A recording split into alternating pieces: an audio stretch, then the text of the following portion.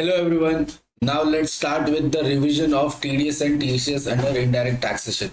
So TDS और TCS के अंदर mainly दो ही sections है which are 51 and 52.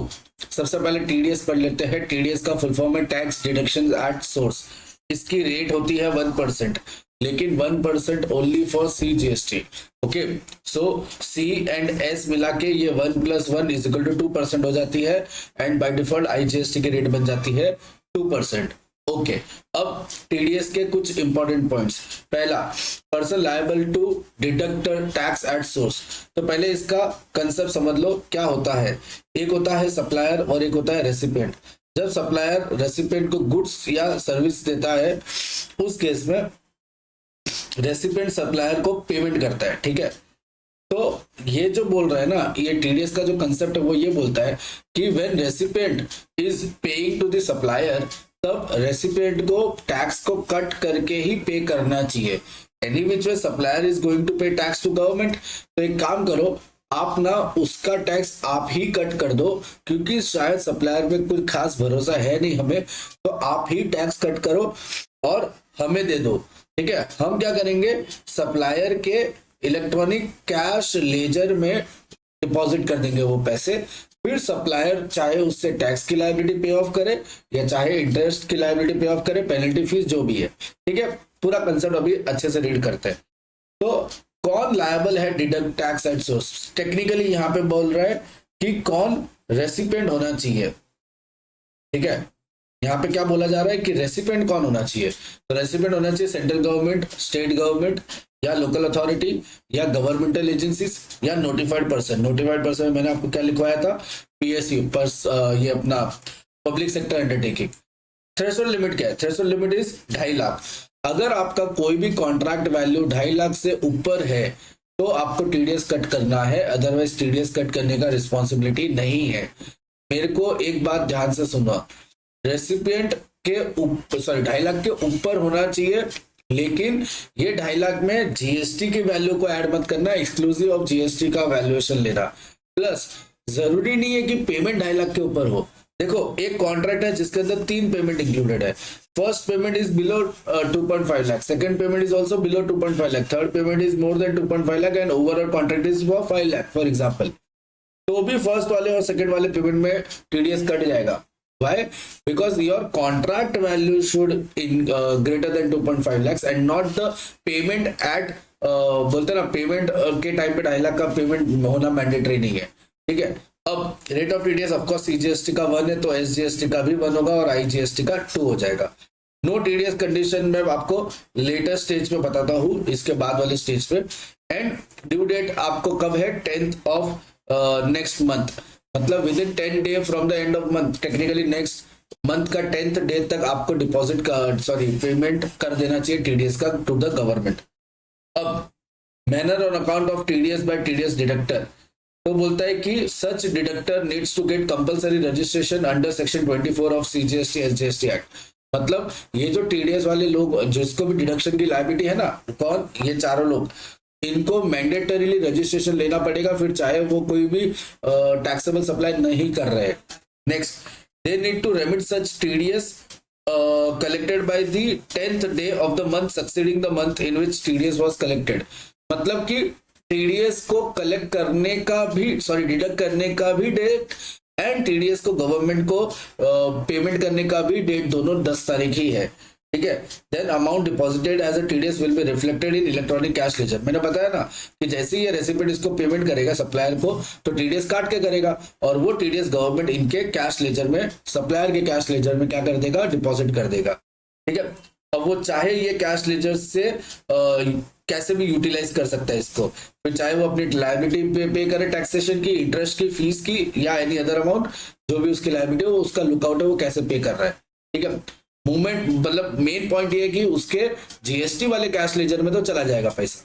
Now situation थोड़ा डिस्कशन करते हैं. ये सिचुएशन सिर्फ ये नो TDS के वाले में के लिए ही बनाई गई है और ये वेरी वेरी वेरी इंपॉर्टेंट. मतलब अगर TDS टॉपिक में कुछ इंपॉर्टेंट है तो उसके सम्स इंपॉर्टेंट है कि कैलकुलेशन कैसे होता है, 2.5 लाख वाला कंसेप्ट एंड कौन से सिचुएशन पर TDS नहीं लगता, ये वेरी इंपॉर्टेंट.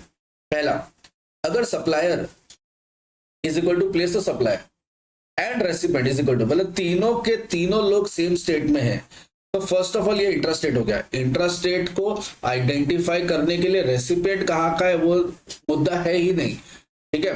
तो इंट्रास्टेट होने का लॉजिक सिर्फ सप्लायर और प्लेस ऑफ सप्लाई की वजह से हुआ है। I am just trying to say कि रेसिपिएंट भी अगर उसी स्टेट का है तो टीडीएस डिडक्ट होगा और वो होगा CGST SGST, because it is in case of intrastate. अगर सप्लायर और place of supply different states में है तो ये इंटरस्टेट हो गया, है ना, तो उस केस में टीडीएस कट हो जाएगा आईजीएसटी। प्रॉब्लम यहां नहीं है, प्रॉब्लम यहां पे है, वेरी वेरी वेरी इंपॉर्टेंट। अगर supplier and place of supply same state में तो ये इंट्रा हो गया, बट प्रॉब्लम ये है कि जो रेसिपिएंट है, रेसिपिएंट कौन होता है, आपका एक्चुअल डिडक्टर। तो प्रॉब्लम यहां पे यही है कि जो एक्चुअली डिडक्टर है ना वो किसी और ही स्टेट में है, मतलब कि सप्लायर महाराष्ट्र में है, प्लेस ऑफ सप्लाई महाराष्ट्र में है, लेकिन जो पीएसयू है, पब्लिक सेक्टर अंडरटेकिंग, मतलब जो गवर्नमेंटल नोटिफाइड पर्सन, वो मान लो गुजरात में है। तो प्रॉब्लम ये है कि गुजरात चाहता तो है टीडीएस कट करना, बट गुजरात क्या क्या टीडीएस कट करेगा, आईजीएसटी। अगर वो आईजीएसटी टीडीएस कट करेगा ना तो भी प्रॉब्लम हो जाएगी। Why? Because supply is itself intrastate, and अगर वो सीजीएसटी एसजीएसटी मतलब इंट्रास्टेट वाला टीडीएस कट करेगा ना तो गुजरात को चला जाएगा, और गुजरात इसमें इन्वॉल्व ही नहीं है।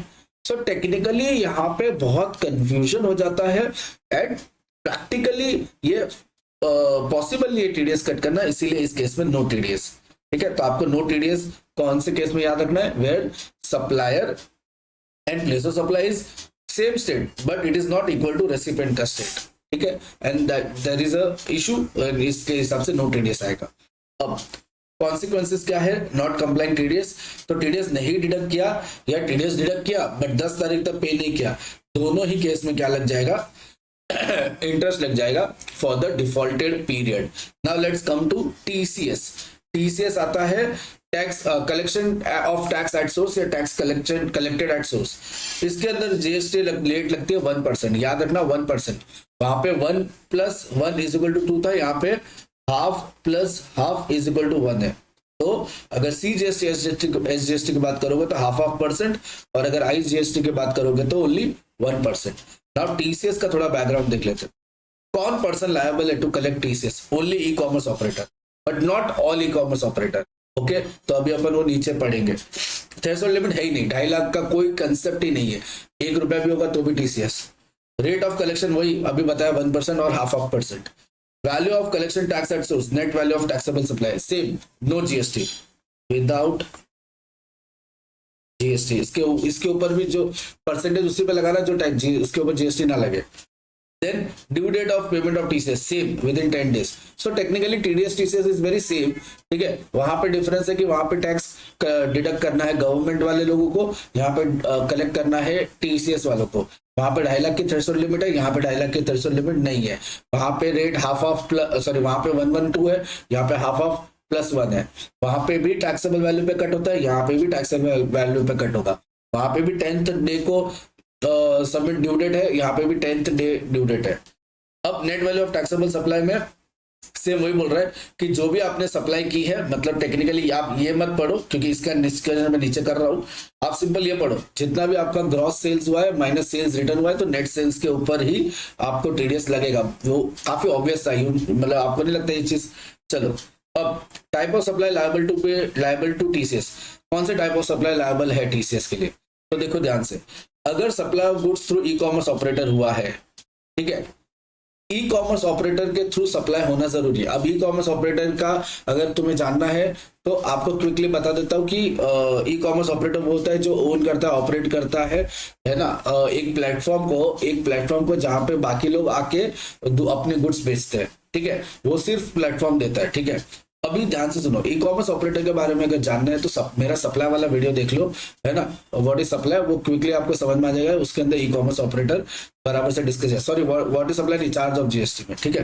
अब सब्जेक्ट टू टीसीएस, अगर मेरा ई कॉमर्स ऑपरेटर के थ्रू गुड सप्लाई हुआ है और उसके ऊपर टीसीएस सब्जेक्ट टू टीसीएस होगा, वो तो ऑब्वियस है, मतलब गुड सप्लाई हुआ तो बात ही खत्म, टीसीएस लगेगा ही।